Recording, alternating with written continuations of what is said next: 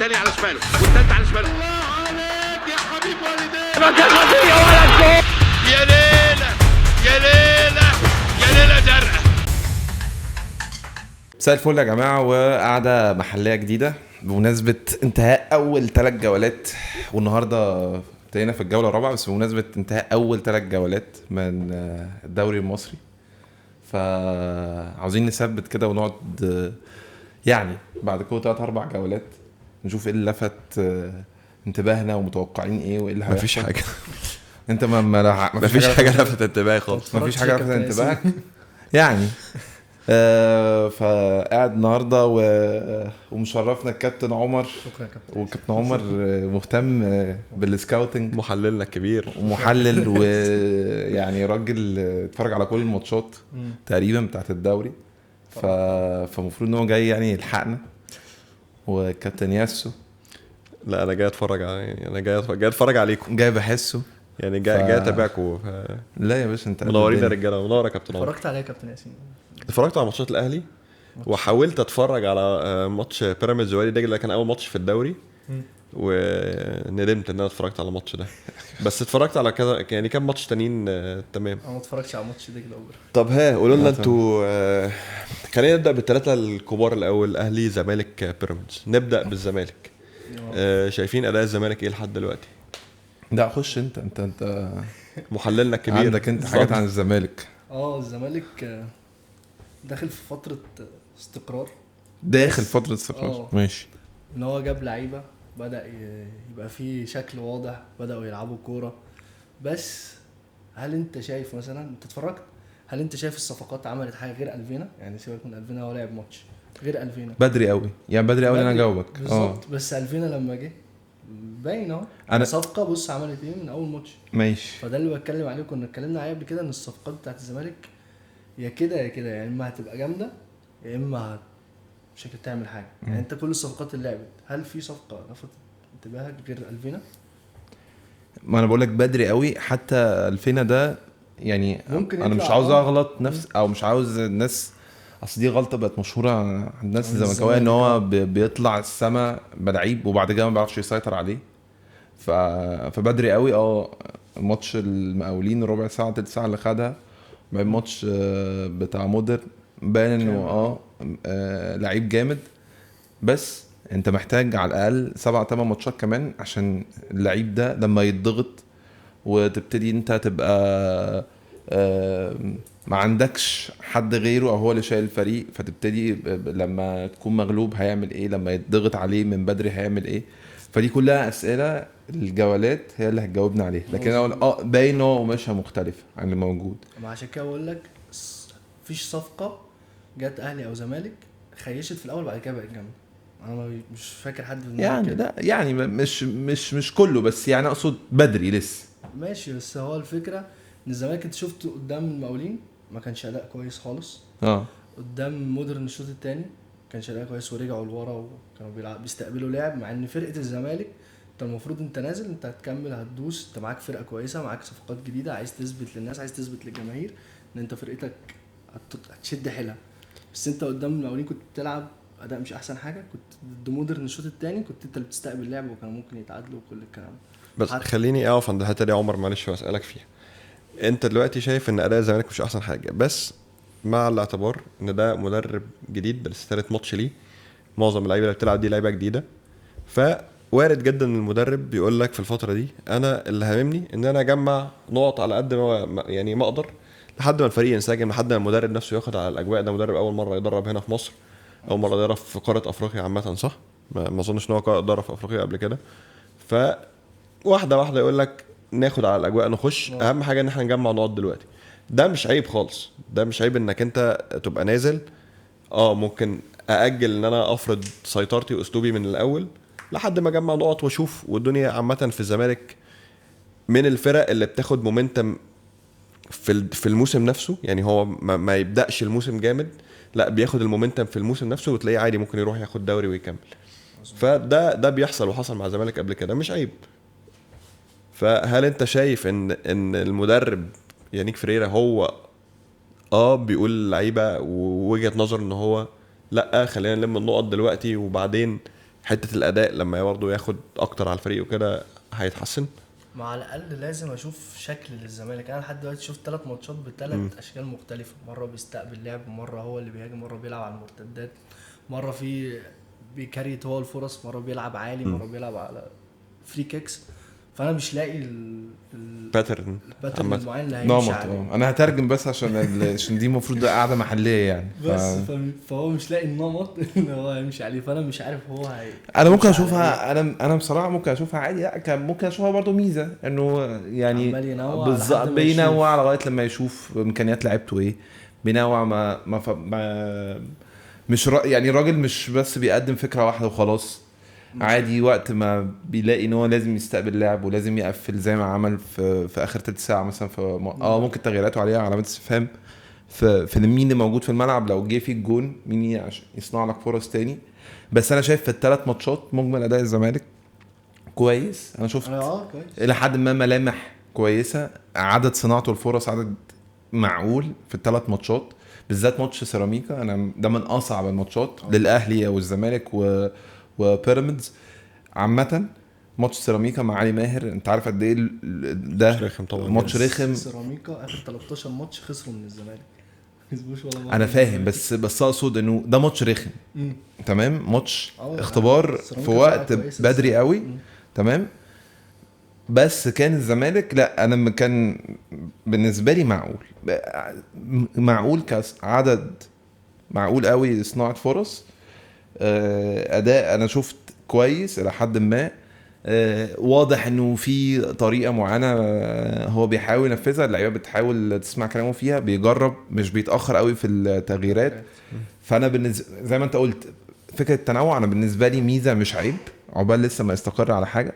ف انا دي يعني مجمل اداء الزمالك في ال3 ماتشات هو لا يفوق توقعاتي انا بصراحه، لانه خاصه ان قابل سيراميكا في اول 3 وده بالنسبه لي فرقه كويسه اهو.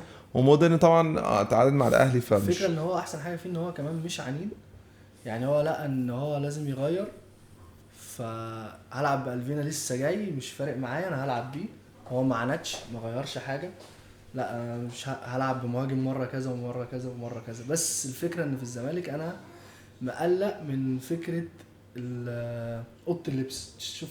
شفت موضوع سيف الجزيري اللي نزل، شوف في كام مهاجم اصلا في الزمالك دلوقتي وكلهم عايزين يلعبوا. عمرو ناصر لسه ما لعبش غير 10 دقايق تقريبا، احمد شريف ما لعبش غير 10 دقايق، سيف الجزيري نزل برضه تبديل، عقدي الدباغ لعب ماتشين ما قدمش اي حاجه خالص. فهو الموضوع انت جبت لعيبه كتيره قوي المفروض تشارك منهم كل الناس او معظم الناس.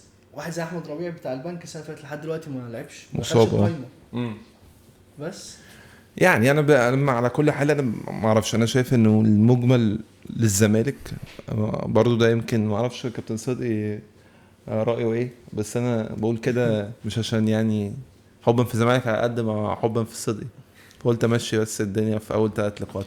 بس على كل حال انا شايف انه هم احسن مثال، احسن السنه اللي فاتت كتير من التوقع. بالظبط.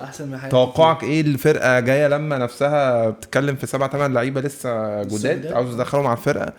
الطبيعي اللي احنا عارفينه من الزمالك ان هو بيوقع نقط في الاول، وعقبال ده ما ده يخش، وعقبال مش عارف ما ده لعيب كويس ولا لا، وعقبال ما المدير الفني لسه يطبع على الطريقه وعلى الدوري مش عارف ايه. هو مش عنيد، دي احسن حاجه. القصه دي بيوقع الزمالك بيوقع فيها 10-15 نقطه في العادي، فكون هو لا يجمع النقط دي في اول 3 ماتشات انا شايفه كويس. شفت افكار كويسه، فكره عادي مش مرن الى حد ما، ورى افكار متنوعه لغايه دلوقتي تمام، معقول بالنسبه لي. واحنا قصاد الفريق اللي لسه صاعد، فريق لسه وقعت قصاد المقاولين يعني. على فكره انا بس هاخد من المقاولين دي وممكن اروح منها على الاهلي لو انتم لسه ما عندكوش حاجه عن الزمالك. لا بتهيألي كده خلاص احسن من السنه اللي فاتت وباين ملامح احسن. بس الفكره ان انت يعني الاكسبكتيشنز عليت من بعد ما جبت الصفقات، الاكسبكتيشنز عليت بعد ما الفينا حط جون. فهل هتفضل نفس المستوى ده عشان بس صفقه واحده لحد دلوقتي هي اللي اثبتت نفسها، وباقي الصفقات لحد دلوقتي حتى ما قدموش شيء مبشر؟ انا شايف كده يعني مش ما قدموش حاجه مبشره. حتى بنزل اللي حط الجون انا بشوف في فرق كبير قوي بينه وبين الفينا باين من كورت ان هو لعيب بيتصرف، التانية عنده على الاقل كويسه. شيكو بنزل تحسه ان هو الكوره في رجله مش سهله، مش سلسه، مش بيعدي يعني بسهوله مثلا. يعني هرجع اقول لك تاني، انت لسه اول 3 ماتشات مظبوط. الزمالك وقع قصاد المقاولين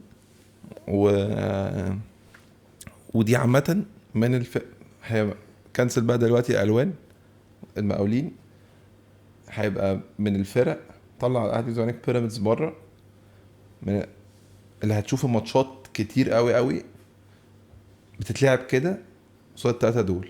طبعا. فريق متكتل 10 كلهم ورا الكوره تمام، ما يلعبش غير على المرتدات، ده لو عرف يعمل مرتدات. انا كنت بقول لك فيه على موضوع على الفرق دي، فانت 90% من الماتشات فيما عدا انه الاهلي بيلعب بيراميدز وبيراميدز بيلعب الزمالك والاهلي بيلعب الزمالك، الفرق اللي بتحاول تكسب يعني تمام. وطلع سيراميكا بره وطلع البنك بره، بنك مش مقدم اداء كويس خالص يعني انا هاجي للبنك بس طلع الفرقه دي بره، وهتلاقي ان بقيه الفرق هتلعب بالشكل اللي المقاولين لعب فيه لعب بيه قصاد الزمالك او مودرن اللي لعب بيه قصاد الاهلي، الشكل اللي احنا عارفين. فالاهلي والزمالك لما قابلوا الماتش ده وانا ما اقدرش اقول ان دجله لعب الجيم ده قصاد بيراميدز، بالعكس، بس لما شفنا الاختبار ده لا الاهلي نجح فيه ولا الزمالك نجح فيه. لو اتكلم على الاهلي اقول انه بس انت ما نجحتش في الاختبار ده سببه تاني تشكيل، انت لسه لغايه دلوقتي هو لو هادي فريرا عذر فمش قوي العذر ده هيبقى مع للاهلي يعني لريبيرو عشان خاطر انت المفروض في كاس العالم للانديه كان عندك فرصه ان انت تعرف اللعيبه اكتر من كده، فعرفت مين في لعيبتك اللي يقدر يلعب في مساحه ضيقه، مين في لعيبتك اللي محتاج مساحات مثلا زي تريزيجيه، لو بتقارن بين تريزيجيه وبن شرقي في انه لان المقارنات دي لازم هتحصل. بس هو الفكره انا شايف الريبيرو العذر الوحيد هو جاي من كاس العالم ولعب 3 ماتشات وكل الكلام ده، بس هو ما لعبش ضد فرقه مثلا بتلعب لو بلوك خالص. ليه ماتش مودرن كان كده؟ ما بقول لك قبل كده كاس العالم للانديه هو جه على ده اول مره يشوف ده. مش يا معلم، بس هو المفروض انت ايوه المفروض يبقى عندك، لا هو مش عذر ليه انت يعني معاك جهاز فني في الناس كلها يعني يقول لك ده تتلعب عليه ازاي وكل الكلام ده، بس انت حتى هو ما خلقش فرص كفايه. هو واضح من لعبه حتى من الماتش التاني ان هو بيلعب على عرضيات كتير، ده اللي بان. احنا جبنا تقريبا 5 تجوان 4 منهم عرضيات. انا بقول لك هو يمكن في ملامح في ماتش الاهلي انت برضو ممكن انا يعني مش متفق معاك، انا سايبك تخلص بس مش متفق معاك خالص. في ملامح ايجابيه تمام باين في ادوار للعيبه بعينها، يعني ياسين مرعي عنده دور واضح قوي في انه ازاي بيقطع خط كامل بباصه طويله زي كده، ادوار ما كانت عند ادوار عبد المنعم الى حد ما. ممكن يبقى فكره اللامركزيه في الثلاثه 4 اللي قدام ممكن تبقى حاجه ايجابيه، بعد كده هتشوفها بتحصل. زي مثلا زيزو بقى بيدخل بوكس كتير بالظبط، رمضان بيدخل البوكس كتير، هو عنده افكار، هو عنده اشكال يعرف يلعب بيها، بس هو الفكره ان هو لسه ما خلقش فرص ضد الفرق اللي هي هتتكتل قدامك، وده هيحصل كتير بالظبط. واولا ومودرن اي فرقه هتلاعب الاهلي غالبا مش طموحها انها تدخل اول 7 او طموحها انها تلعب ماتش قدام الاهلي او تسوق اللعيبه او الكلام ده كله، هيتكتلوا كلهم لو بلوك تحتيك.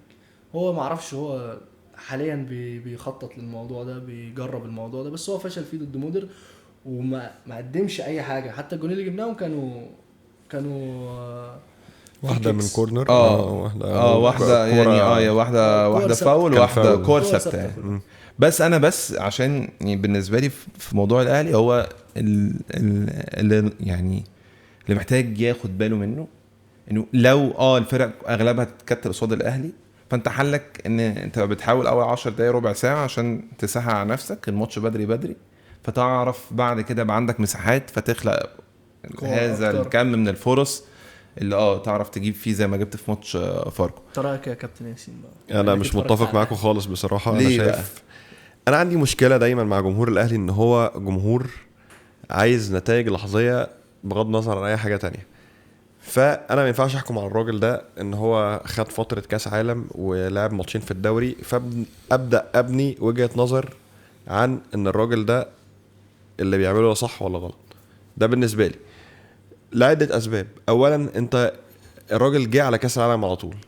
ثانيا لما جه على كاس العالم على طول هو كان مطالب منه ان هو يحقق نتيجه ايجابيه في كاس العالم، مش متاخد في كاس العالم ان ده تجربه، روح جرب اللي انت عايزه زي ما انت بتقول، جرب اللي انت عايزه واعتبرها تحضير للموسم الجديد. فالراجل كان مطلوب منه نتائج في كاس العالم، وده حاجه مش منطقيه خالص. تمام. دي حاجه. تاني حاجه، ايه اللي حصل في كاس العالم؟ امام عاشور اهم لعيب في الاهلي اتصاب بعد كاس العالم، وسام ابو علي مشي وهو المهاجم الاساسي بتاعك. فعندك 2، واحد الهداف الدوري السنه اللي فاتت، والتاني تاني هدافين الدوري السنه اللي فاتت بالنسبه للاهلي يعني، خسرتهم لحد دلوقتي. تمام. الراجل بدأ ماتشين لحد دلوقتي بس في الدوري، التشكيله عنده مش كامله. عندك مروان عطيه ما بيلعبش، عندك الدفاع لحد دلوقتي الراجل ما ثبتش على مين الاثنين اللي هيثبتوا جنب بعض. يعني ياسين مرعي ممكن نقول اللي هو ضامن مكانه، مين بالظبط واتصاب. مين هيلعب جنبه محدش عارف. بس الراجل لا يعني محتاج وقت طبعا. انا مش مع فكره ان انا احكم واقول الاهلي لا ما بيصنعش فرص. طب ما الاهلي ما بيصنعش فرص يعني. بص على مثلا السنه اللي فاتت مع كولر، هو لولا امام عاشور الاهلي كان زمان مثلا ما خلص دوري رابع، مش مثلا ما خدش الدوري. فلا ما تحكمش دلوقتي، الراجل لسه محتاج وقت عشان يبين. وانا مش مع فكره ان انا لا الراجل ده محتاج يديني نتائج فوريه دلوقتي، وده يبقى على حساب طريقه لعبي ازاي، او ان الراجل ينفذ افكاره بالطريقه اللي هو عايزها بالظبط ولا لا. ما هو الفكره ان الطبيعي ان النادي الاهلي ان انت محتاج كده نتائج في ساعتها، عشان انت ده سيستم، انت جاي على سيستم، هو مش جاي يبني سيستم، انت اوريدي في سيستم وانت جاي بس انت مجرد ترس في السيستم ده، انت المفروض تشتغل على اساسه. وهو انا شايف ان هو خد فترته في كاس العالم للانديه، وبسبب اللي هو عمله، هو عمل ماتشات كويسه في كاس العالم للانديه ده من رايي انا، بسبب اللعيبه هو اللي احنا ربنا ما وفقناش يعني. بس غير كده هو على الاكسبكتيشنز بان هو عمل ماتشات كويسه في كاس العالم للانديه، وكمان خد فتره اعداد عمل فيها ماتشات كويسه ضد فرق كويسه.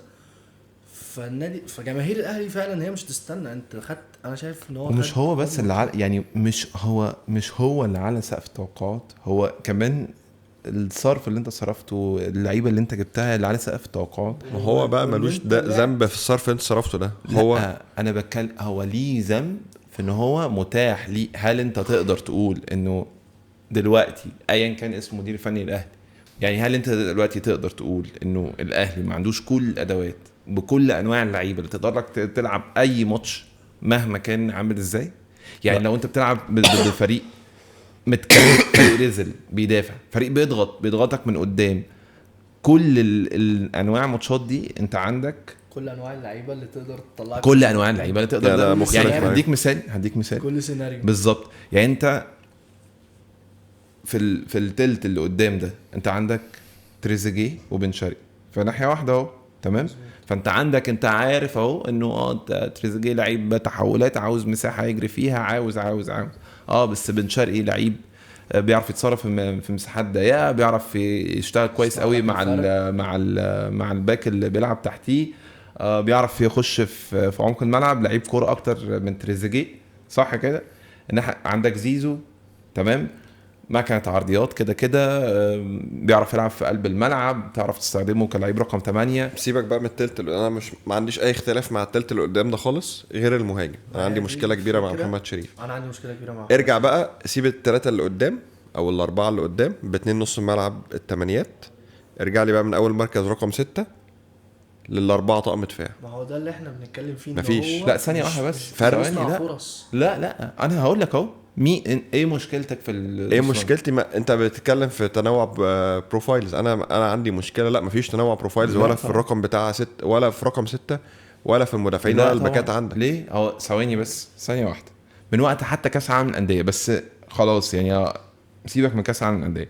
هو دلوقتي حالا عنده احمد رضا ماشي، مش 6. احمد رضا مش 6. لا بيلعب كان بيلعب 6 ماتش اول، لعب 6 ماتش مودرن. ماشي بس هو يعني هو قصد ان هو عادي بيلعب 6 على واحمد رضا كارقام السنه اللي فاتت اللي راح بيها الاهلي في بروجكت، هو كان اكتر لاعب مستخلص كور صح في الدوري. دي الارقام اللي جه بيها الاهلي صح.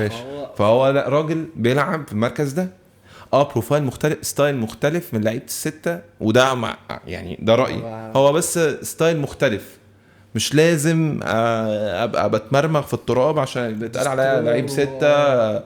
هو لعيب بيقطع بطريقه مختلفه، لعيب بيقطع اكتر بكتير بالتوقع اكتر منها بالالتحامات، بس في الاخر هو 90% من ماتشاته مع بتروجيت هو كان بيلعب 6. بس هو حاليا ما بيستخلصش مع الاهلي زي ما لاسباب بقى تانية، ممكن هو ما اتطورش، ممكن هو عاوز يطور حاجات معينه. بس عندك احمد رضا وعندك اليو ديانج، مروان عطيه مصاب، بس عندك الاثنين دول تمام. هو واضح ان هو مقرر ان هو مش هيعتمد على ديانج، لان هو ما اعتمدش عليه غير لما رضا اتصاب، صح؟ فانا في الطبيعي قبل ما حد يتصاب وانت داخل الدوري هو كان عنده الاثنين لعيبه دول، صح كده؟ تمام. تعال بقى في 8 كده هو عنده بن رمضان، تمام، كواليتي مرعب، جوده ارجع لورا. انا مشكلتي مش مع اللي قدام، بس احنا مشكلتنا مع المدرب من قدام، ان انت وحتى في انا 6. طب انت تعالى ارجع ورا برضو، انت كنت بتتكلم انت في كاس العالم انا بقول لك تاني، انا عندي مشكله في الخروج بالكوره، ولا بروفايلز هتنفع، والاهلي فعلا لما بيتضغط عليه لا بيبان. دي مشكله تانية بقى، ضعف مدافعين. ما دي مشكله ما انا كنت بقول لك فيها باللعيب رقم 6 اللي هو مش محضر. ما انا بقول لك بقى الماتش الاولاني، انا سيبك من ماتش فاركو ده بس هو باين قوي انه لا انا ما اعرفش هو مش محضر ولا اللعيبه لسه مش قادره تنفذ انه ايه اللي هيحصل واحنا بنطلع بالكره. لو مصطفى شوبير بيطلع بالكره وبيطلع على حد من الباكات اللي قدامه خسر الكوره. فالجون بتاع حسام حسن ده هو باين قوي انه محدش عنده علم بالمفروض نعمل ايه. يعني المفروض اضغط ولا اطلع خطوتين عشان الاوفسايد ولا اروح على الكوره، ولا الدفاع مثلا اتصرف بشكل مختلف. كل واحد اتصرف بالشكل اللي هو عاوزه، صح؟ فهو يا اما انت مش محضر كويس لحاجه زي كده، يا اما اللعيبه لسه مش قادره تنفذ، صح كده؟ هو واخد تركه من كولر اللي انت قعدت بقالك سنه ما تعرفش يعني اصلا انت بتباصي في التلت الاولاني من الملعب. فاقصد انه لا قابل على كده بقى، انت فشلت في الاختبار ده بتاع الخروج بالكوره ده، تمام. وبالعكس انت قرار شجاع ان ابدا مصطفى شوبير عشان انا عاوز العب بالفكره دي. المدرب بتاع الحراس ده هو دي ميزه المدرب بتاع الحراس بالظبط. هو جايب مدرب حراس مخصوص ان هو دخلش ان هو يلعب برجله في كاس العالم بالظبط كده. فهو جايب مدرب مخصوص لحاجه زي كده، فواضح انه خلاص دي فكرته، ففكرتك عاوز تطبقها صح. فانت ما عملتش حساب انه ايه اللي هيحصل لو الكره اتقطعت منك، مين اللي بيضغط، مين اللي هياخد خطوتين. كان عنده وقت يعمل ده، انا شايف كده 100%. انا شايف ان هو كان عنده وقت تعود حتى المدافعين بتوعك بالباكات ان انت البيلد اب بتاعك يبقى عامل ازاي بالظبط. لو خسرت الكوره اعمل ايه. هو ما عملش ده، فانا شايف ان هو خد وقته. ففي مشكله ورا، وانا شايف ان في مشكله قدام في صناعه الفرص. بعيد عن ماتش فاركو، ماتش مودرن انت ما عملتش فرص، انت ما شوتش، ما عملتش اي حاجه. فانا شايف ان هو في مشكله، وجزء منها عشان التشكيل. بالظبط، وبدا بتشكيل وحش جدا. هو تشكيل وحش مش عشان اسامي، عشان خلاص انت المفروض انت معاك في بقى يعني معاك في الجهاز الفني 1 و2 و3 بيقولك الدنيا تمشي ازاي في الدوري. يعني بعيد عن ماتشات معينه خلاص انت عارف الفرقه كلها تتكتل وهيدافعوا 90 دقيقه والكلام اللي احنا حافظينه ده.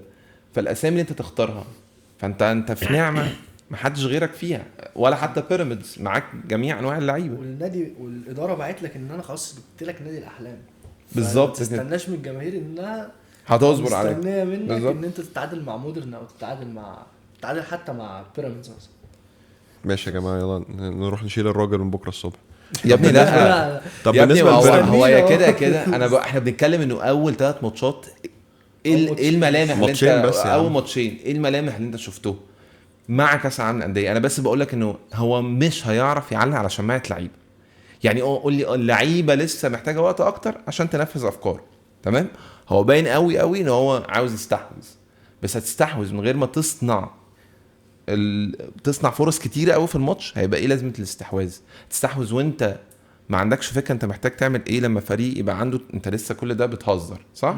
يعني لسه كل ده انت كان فاركو في مودرن، فما فيش فريق يعني عنده تحولات الخطيره. بس لما فريق ضغط عليك من قدام مره فشلت فيها فشل ذريع، قعدت فاركو بالظبط.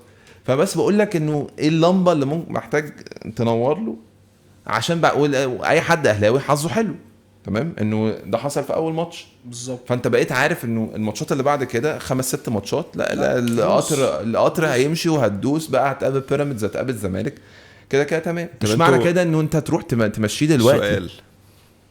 سؤال اتفضل. اتفرجت على ماتشات بيراميدز صح؟ طبعا. انا اتفرجت على ماتشين يعني جزء من ماتش وادي دجله، واتفرجت على معظم الماتش بتاع المصري وبيراميدز ده.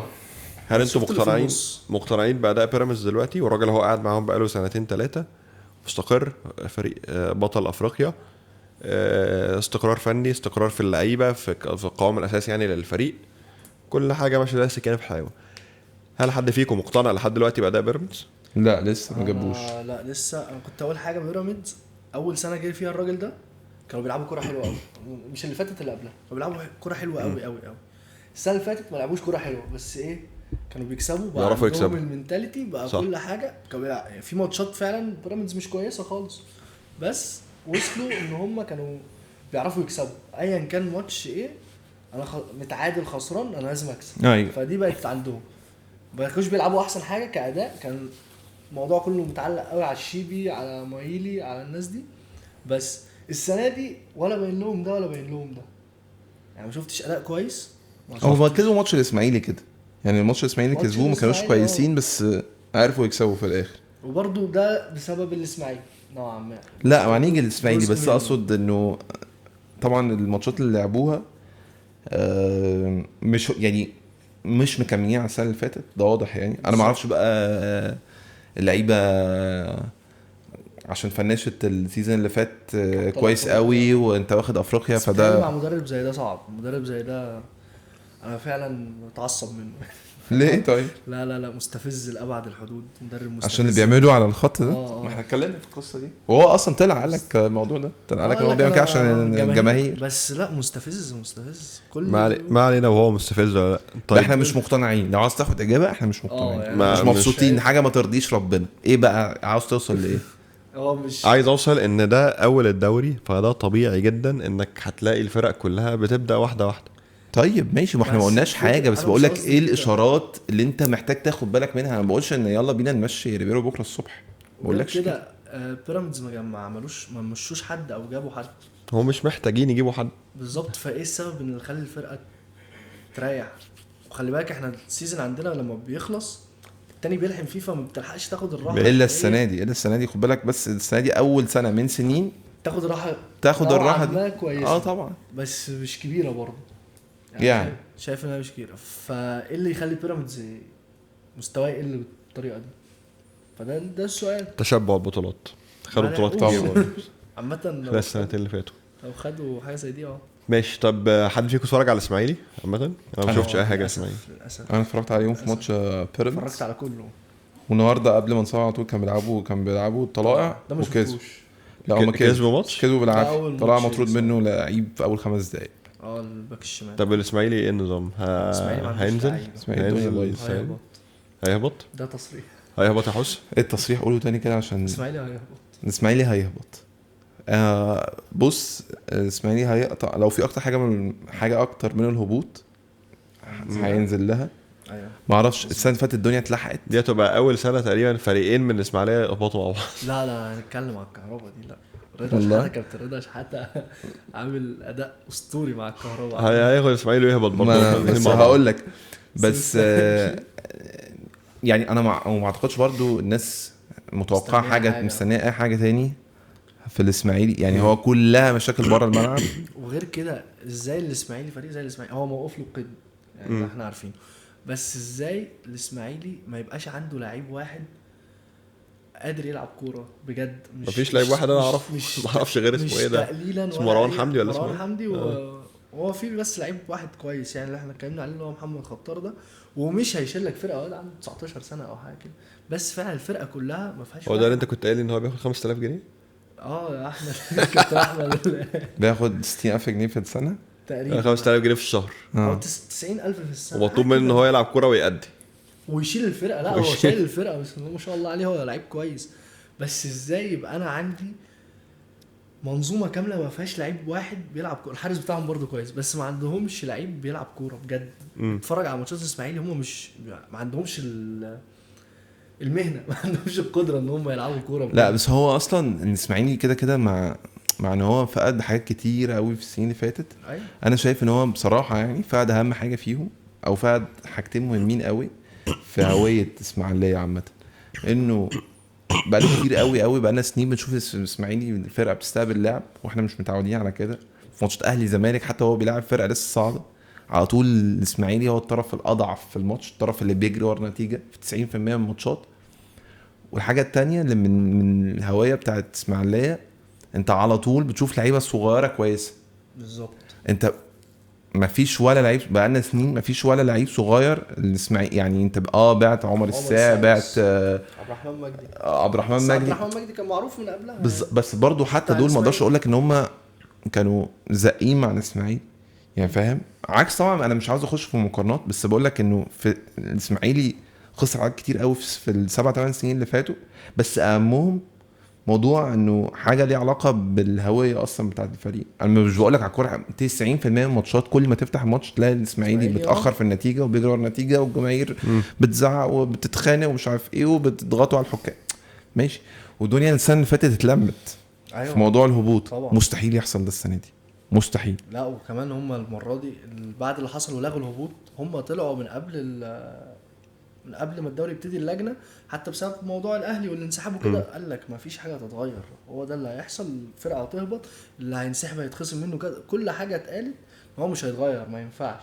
فهو الاسماعيلي فعلا ما فيش يعني انت ازاي انت فرقه ماشي موقف لك القيد ازاي ما عندكش قطاع ناشئين يطلع لك لعيبه كويسه. ده اللي انا بتكلم فيه.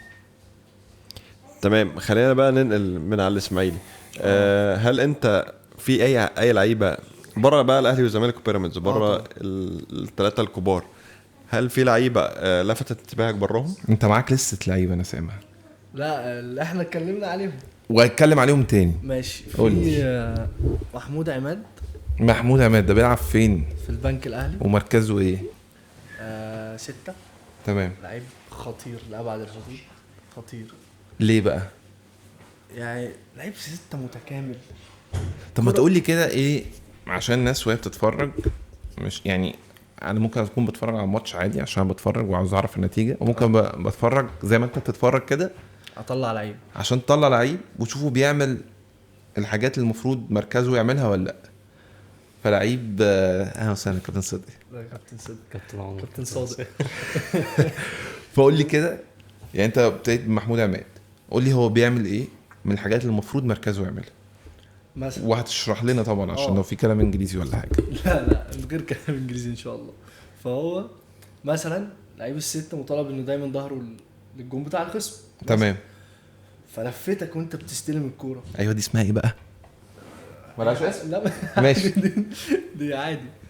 الكوره جايه لك انت بتستلم الكوره سلستك جسمك عامل ازاي وانت بتلف بالكوره. الكوره موضوع بالنسبه لك سهل ولا انت بتحنجل لما بتستلم الكوره بتطب منك وانت ظهرك بتاع في واحد في ظهرك فانت بتلف ازاي والسكاننج طبعا والكلام ده كله يعني. انا اعرف لعيب في الزمالك بقى له سنتين مش عارف يستلم الكوره بظهره يعني ما قول لي اسمه. لا خلاص بقى عشان صدق يعني. قول لي كابتن محمود ايه.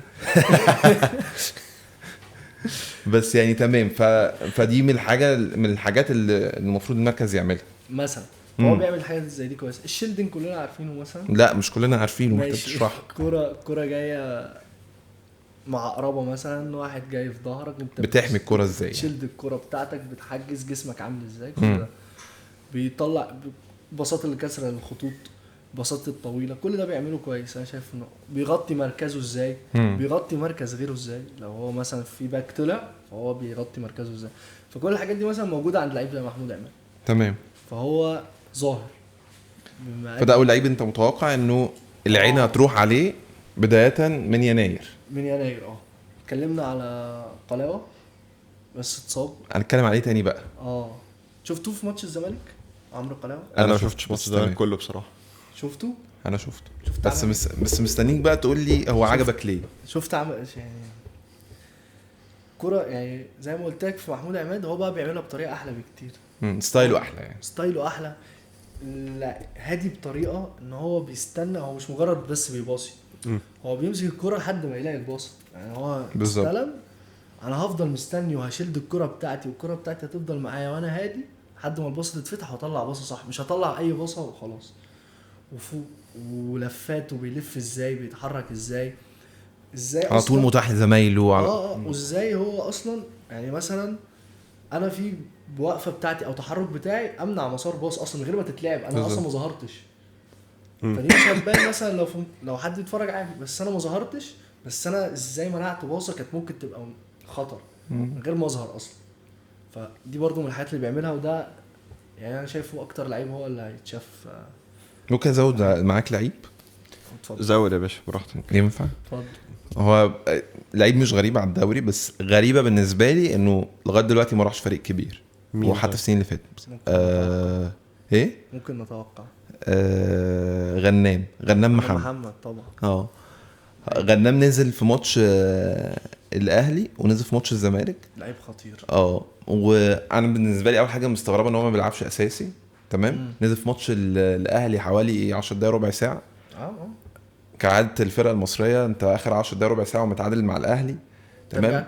فانت كله يرجع. فانت شلاليت كل اخر 10 دقايق دي كله بيشلت. الوحيد اللي بينزل وليه لقطه والتانيه هو بيستلم الكوره وبيطلع كورته صح بالظبط.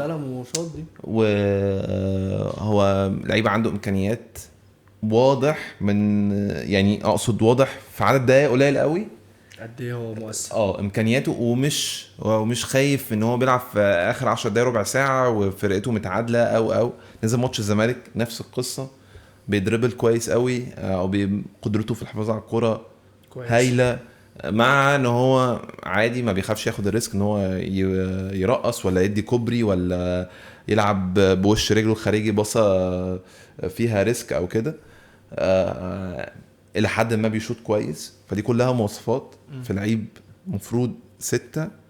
انا بالنسبه لي هو مش لعيب مش غريب على الدوري المصري، احنا بقالنا كتير بنشوفه، هو من ناشئين الاهلي، بس غريبه ان هو ما حدش لسه خلص فيه من الثلاثه الكبار يعني 27 او 28 صح ماشي، بس يعني مش كبير قوي يعني.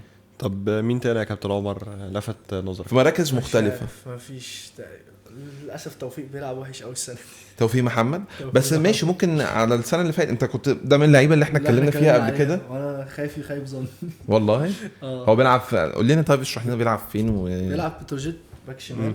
هو السنه اللي فاتت كان بيرقص 1 و2 وهو باك شمال، ويشوط ويرفع ويعمل كل حاجه، ويعمل رنز بين اللعيبه ويجري وسطهم وكل حاجه، من الباكات اللي بتخش جوه الملعب كتير قوي وكل حاجه. لا لدرجه ان سيد عيد السنه اللي فاتت اصلا لعب وينج في اخر الدوري زي فوزي الحناوي دلوقتي مع الحرس. ايوه بس يا باشا حاسب عندك اللعيب الكبير نجمنا كابتن فوزي مظلوم في الحرس. مظلوم في الحرس. هنجيبه هنا ان شاء الله بنفسه ولا يفضلنا بس. لازم اجيله عامه. يلا بينا. كابتن فوزي يلا ايقونه. فانت بتقول ان هو الى حد ما السنه دي مش قد السنه السنه دي مش عارف بقى، يعني ما بقاش هادي على الكوره جايه له بيشلت، ده مش العادي بتاعه. يمكن عنده برضو مضغوط بره الملعب ولا عرفت ان هو تقريبا عليه اقساط ولا مش عارف، بس هو مش ظاهر خالص السنه دي. طب ما فيش حد من المدافعين شوف لنا كده؟ ده مركز عامه فيه نظره مش طبيعيه. كاستيلو ده بيلعب فين؟ في زد. اوكي. بيلعب في الغزل السنه اللي فاتت. اوكي. لعيب كويس قوي بس وبيلاقي الباصه، يعني هو من المدافعين اللي هو حتى لو هو هيشلت عادي، يعني هو مش موهوب في ان هو يلاقي الباصه، بس موهوب ان الكرة لو في باصه هو هيشوفها، يعرف يكسر الخطوط عادي بباصه عاديه. ده اللي بيعمله مثلا ياسين مرعي والاهلي والكامينان بيعملوا، بيسكان كويس. واللي احمد رمضان هيعمله. انا مش مقتنع بس هتشوف بيكم على الله. انا مش مقتنع بيه خالص. مفيش في ممكن بقى لعيبه برضو ظهرت زي واحد اسمه احمد جمال بيلعب في الجونه، بس انا ما ركزتش معاه، يعني هو لعب ماتش، شفت له ماتش، ما لعبش النهارده حتى اساسي في ماتش بتاع انبي. كويس شويه، بس ما عنديش عليه تعليقات، هو شفت حسيته كويس. احنا كنا اتكلمنا مع بعض على محمد بن شرقي، هو راح البنك السنه دي، بس هو ما لعبش اول ماتش اساسي، بس البنك وحشين قوي السنه دي. بس اصل انه هو كويس، يعني هو السنه اللي فاتت بس بيلعبش في مركزه، يعني هو يعني خطوه البنك بالنسبه له خطوه كبيره طبعا، خطوه تمشي من الغزله كبيره بالظبط. لا يعني بس خطوه الى حد ما احسن. السنه اللي فاتت كان مأدي كويس، بالذات في الماتشات الكبيره، شفنا ماتش الاهلي. ايوه. انا بحب لعيبه نص الملعب اللي ما بتبقاش هي خايفه وبتلعب قصاد مين وبتشوف بيمشي بيدربل ازاي، وليه لقطه بتاعت اللي خد الكره عدى 3-4 حط كره انفراد للمهاجم. يعني اقصد انا بحب نوعيه اللعيبه دي. هو السنه دي كويس، بس السنه دي مش كويس زي سنه الغزل. السنه دي برضو عشان في جنبه انت في البنك، انت مش هتبقى زي الغزل، انت جنبك مش هتبقى ظاهر يعني لوحدك. وسام فيصل ومحمود عماد ومحمد محمد ابراهيم بسم الله ما شاء الله لسه بيلعب. ففي ناس كتيره، فانت مش هتبقى النجم الاول صح. زي ما كنت في الغزل بس. ماشي. طب حاجه كمان، مين قول لنا كده متوقع مين هيكمل يبقى حصان اسود وبمدربينك بقى؟ برضه السنه اللي فاتت المره اللي فاتت اتكلمنا على سيد عيد وطارق مصطفى. طارق مصطفى مخيش واحمد خطاب مخيش. جيب بقى ناس جديده غير بتوع المره اللي فاتت عشان ايه؟ بس عشان فاركو برضه باعوا 8 من الاساسي. ايوه يعني 7 من الاساسي. الفريق الاساسي صعب على اي مدرب بالظبط يعني. بس دي مثلا ماشي، بس دي ما عطلتش واحد زي سيد عيد مع بتروجيت. يعني طلع رشاد متولي وطلع احمد رضا وطلع كذا حد وطلع وفي خناقه على حمد حمدان، ومع ذلك حمدان ما بيلعبش فاقصد خسر 3-4 من الاساسيين، ومع ذلك هو جمع 5 نقط من اصل 9 او 3 ماتشات. ايوه. فلسه لغايه دلوقتي ماسك نفسه. ممكن يكمل يعني، كان ممكن ياخد 7 نقط بتوع ماتش الكهرباء. فلا السيد عيد مش عارف انتوا عارفين ولا لا، في ماتش كان في المدرجات فالمعلق قال ان هو ليه بقى مش في المدرجات، هو مش معاه الرخصه ان هو ينزل الملعب. بجد والله؟ والله اكتشفت ده، معاه الرخصه بي مش معاه الرخصه ايه. اوكي. فانه يعمل كده وهو مش معاه الرخصه، فهو طلعت ان دي موهبه. مش موهبه بس برضو تقصير يعني. لا بس خدها يعني. هو الماتش اللي فات نزل الملعب. طيب ماشي الحمد لله. فمين تاني؟ طيب سيد عيد وبتروجيت. رضا شحاته مع الكهرباء اخطر من تشيلسي وهي الطرف الاضعف. هم خسرانين. هينزل برضه. هم خسرانين، كانوا خسرانين 2-0 في 3 دقايق 2-2، كانوا خسرانين 1-0 من البنك في دقيقتين تقريبا اتعادلوا. فهم اخطر من تشيلسي وهم الطرف الاضعف يعني. هو كارك برضه هينزلوا. لا على حسب لسه بس اول 7 تصريح. كهرباء في اول 7 مستحيل بس مش هيهبطوا يعني. هم فرقه دي فاتوره دي اصلا. كهرباء في اول 7. مين تاني؟ زد السنه دي زد بيلعبوا كوره اجلي قوي، بس تعلموا يلعبوا اجلي. فمعهم كابتن محمد شوقي برضه. بس زد مجمع نقط وبيلعبوا دفاع اكتر، بيلعبوا على المرتده، معاهم ناس قدام سريعه ومحطه زي شادي حسين ما شاء الله يعني. شاري ما شاء الله عامل اداء. معاهم 2 ميسي جامد. معاهم 2 ميسي. احمد عادل. ده كان سؤال في الحلقه، حرقت السؤال بجد والله. والله سوري كنت قلت كده شارع. سعد واحمد عادل يعني بيلعبوا كرة كويسة، بس مش من الفرقة اللي انا متوقع ان هم هيكملوا. مش مع محمد شوقي عشان مش حاسس ان هو هيعرف يكمل كده. لسه عليه شوية يعني. بس فرقة زي الكهرباء كويسة، فرقة زي بتروجيت زي ما قلنا كويسة. بس المصري كويس. اقول لكم على حاجة على بتروجيت ممكن ما تبقوش عارفينها. المهاجم بتاعهم اسمه احمد بحبح رقم 15. احمد بحبح ده مساك. بجد والله ده مش افيه ولا اي حاجه. ده ايوه مساك لغايه فين يعني؟ مساك هو بيلعب ايه خماسي ولا هو مساك؟ السنه اللي فاتت تفتح اي ماتش في بتروجيت، اي ماتش ولا تشابه اسامي؟ مش تشابه اسامي. احمد بحبح، كابتن احمد عبد الموجود بحبح. والله ما بهزر. ده جايبه سجل مدني على طول. ده مش افيه، ده مش اي حاجه. افتح اي ماتش. طب ايه اللي حصل يعني؟ دي رؤيه ولا ده ايه؟ هو ما عندهمش مهاجمين ده بجد. فهو قال لك بحبح كان قال له بحبحها شويه. والله قال لك بحبح يلعب مهاجم، فبحبح وافق. او بحبح مش عارف يعني، ما اعرفش ايه اللي حصل جوه، بس بجد ده مش افيه. احمد بحبح بس هو جاب جون تهيألي. جاب جونين. طيب يا عم ليه مش تاني؟ طيب فاحمد عادي. اموريم دلوقتي بقى بينزل ماجواير يلعب مهاجم وهو خسران في الاخر. لا بس هو بيقول لك ان هو بيبدا بيه، ده اساسي. مع ان في سمير محمد بتاع الاهلي على الدكه. أيوه. بس بحبح هيبقى احسن يعني. بس 100%. بس ده بس بجد دي معلومه دي معلومه قوية. حلوه. انا اتخضيت. اقوى من معلومه اسمه ايه اللي بياخد 5000 جنيه. بس انا اتخضيت، انا بفتح لقيت بحبح و15 قلت شابو اسماء. لا لقيته هو. انت افتح اي ماتش السنه اللي فاتت تلاقي بحبح واقف ورا مساك بيطلع الكوره بيلبس فرقته جوان. فانه يلعب مهاجم، هو مهاجم احسن من المدافع عامه والله. كابتن طيب احمد. يا موسى بس دي معلومه عنهم. بس هم لو ما جابوش مهاجم الموضوع هيبقى صعب. ماشي. اخر بس فريق كويس المصري. طبعا. بس مصر يعني عامه مش من الفرق اللي هو مش يعني حصان اسود يعني. بس اقصد هم كويسين. عملوا ماتش بينافسوا بيراميدز كل سنة. كويس قوي. انا شفت ماتش بيراميدز خلوا فرص كتير قوي. هم يعدوا الزمالك في ترتيب الدوري. انت النهارده جت فرقع. جت عدوا فرقع الزمالك في ترتيب الدوري. يعني يا صدقي. يعني ممكن يطلعوا رابع، الزمالك يطلع خامس. لا يا عم ده مش هيحصل يعني بس لا، انا شايف مش ان هم هيحصل. يعدوا. بس اقصد انه برضو يعني واخد بالي من دغموم عمل سيزن وحش السنه اللي فاتت كان وحش، بس رجع تاني السنه دي كويس. عمر الساعي شغال معاهم كويس. يعني اقصد في كام لعيب وبيلعبوا ماتشات مفتوحه اخرها ماتش بيراميدز. فواضح انه الدنيا بقى فرقه هتنزل تاخد المكسب. يعني زيها زي البنك، زيها زي سيراميكا، زي الفرق اللي بتنزل. اصل معظم الدوري دلوقتي ايه، انت لو فتحت ماتش غالبا هتلاقيه 0-0 او 1-1 بيلعبوا على التعادل. في فرق معينه زي سيراميكا والبنك والاهلي والزمالك وبيراميدز والمصري، دول بينزلوا، دول عايزين المكسب، هم اللي هيبادروا يعني. دول هينزلوا يكسبوا. فالمصري من الفرق دي. بعيدا بقى عن المصري، في فرقه سيراميكا كويسه. البنك بادئ بدايه وحشه، معاهم 3 بونت من 3 تعادلات وخساره من الحرس. فبس هم دول الفرق اللي تعتبر كويسه، اللي هم بتوع السنه اللي فاتت يعتبر، بعيدا عن فاركو والبنك الاهلي.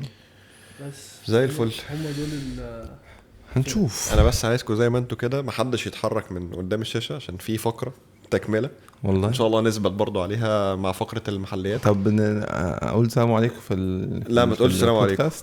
ماشي. في فقره اسئله طيب ماشي هيشاركوا فيها كابتن صدقي بما ان انا أيوة محضر، وكابتن صدقي طبعا برضو عامل واجب ومتفرج على معظم الماتشات. يا ولد. فيكون في اسئله عن اول 3 جولات تحديدا. ريفلكت بيه عن اول 3 جولات. كل اللي جابوا الاجوان. فما يعني ما توقفش الفيديو لسه هنكمل. ماشي يلا بينا. يلا معانا 10 اسئله. نبدا بالسؤال الاول. نبدا نسخن. يلا جاهزين. بص عمر قال بص للجرس ايه حافظ يا عم اللي جابوا الجوان. ماشي. السؤال الاول، من هو الهداف الحالي للدوري المصري؟ دغموم. اجابه صحيحه. صدق اصلا واحد بيصعد. انت لسه بتبص له. يلا ماشي حلو يا عم. واحد كده 1 كابتن صدوق. بس مش لوحده. السؤال اللي بعده. هو 3 ها؟ 2 ده 3 لا زيزو 2. زيزو 2. مين سجل اول هدف في الدوري السنه دي؟ دغموم. اجابه صحيحه. انت قاعد تتفرج عليهم وهو لا ده انت اللي عندك فقر في الاسئله او فقر في اللعيبه. طب دخلت على دغموم وشفت فصل الاسئله. انا شايف بس تركز في السؤال عشان انت جايب العار التيشيرت اللي انت لابسه. يلا يا عم ماشي. ما هي جنسيه مهاجم الاتحاد السكندري جون ايبوكا؟ نيجيري. اجابه صحيحه. كده معايا. برجع مش هسمعها بتعليمهم من حسن. كده انا وحيد. حاولت. ماشي. نفسها شرسه. ماشي. السؤال الرابع. من اللاعب الذي حصل على انت عايز يدوس؟ جايز رجل المباراه. هتدوس ولا مش هتدوس؟ لا مش هحاول. من اللاعب الذي حصل على اول كارت احمر في الدوري؟ وليد الكارتي. اجابه صحيحه يا كابتن عمر. يا عم حافظ ادي. يا عم. مستحيل. صح ماتش بتاع دجله. دجله محمود حسن. ماشي. صح تصدق. محمود السؤال حسن. اللي بعده. يلا يا عم. من هو المدرب الحالي لنادي وادي دجله؟ كابتن يا نهار ازرق. 5. الشيخ ايه الشيخ؟ ابراهيم الشيخ. اجابه خاطئه. مش هفتكر اسمه ايه الشيخ. او حاجه الشيخ. انا هحاول يلا اساعد. كل واحد يجاوب عادي. مصطفى الشيخ. مصطفى الشيخ وماله؟ وحاجه الشيخ يعني انا قلت اقول لكم. كابتن احمد الشيخ. اجابه خاطئه. ماشي. لم ينجح احد هو كابتن محمد الشيخ. محمد بيزك قوي برضه يعني كان. يلا ماشي. عايز اقول محمد. السؤال اللي بعده. اين بدأ جناح الحالي لنادي الزمالك خوان الفينا مسيرته الاحترافيه؟ البدايه مش اخر واحد. طب قول. انا هقول اخر قول واحد، أحمد. الكسندريا. فاسكو دي جاما. اجابه صحيحه صدوق، اجابه والله العظيم كنت قويه. هقولها. انت اجابه انا قويه يا بعرف، صدوق. انا فاكر اللي قبل ده، الكسندريا هو اللي قبل ده. كده كابتن صدوق يتعادل مع كابتن عمر، وانت خليك انت كده. فرق واحد عادي. ماشي. السؤال اللي بعده. آه. اين هو الان الجناح السابق لنادي الزمالك؟ بنك الاهلي. اجابه خاطئه. كده ما ينفعش تدوس. محمد عنتر. سهل قوي، اجابه صحيحه وثلاث اتنينات سهل قوي، منافسه شرسه. سهل قوي. ماشي. السؤال اللي بعده. آه. مين سجل هدف مودرن سبورت الاول في زي ما دوست. 5؟ حسام حسن. اجابه خاطئه.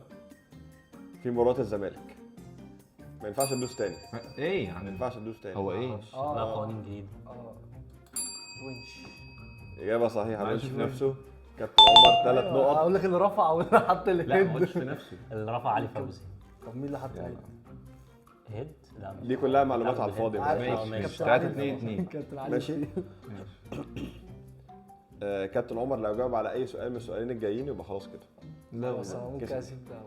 طيب السؤال اللي بعده لا، لا. هو السؤال ما قبل الاخير. ماشي. من سجل الهدف الوحيد لنادي الاسماعيلي في الدوري؟ يا لهوي.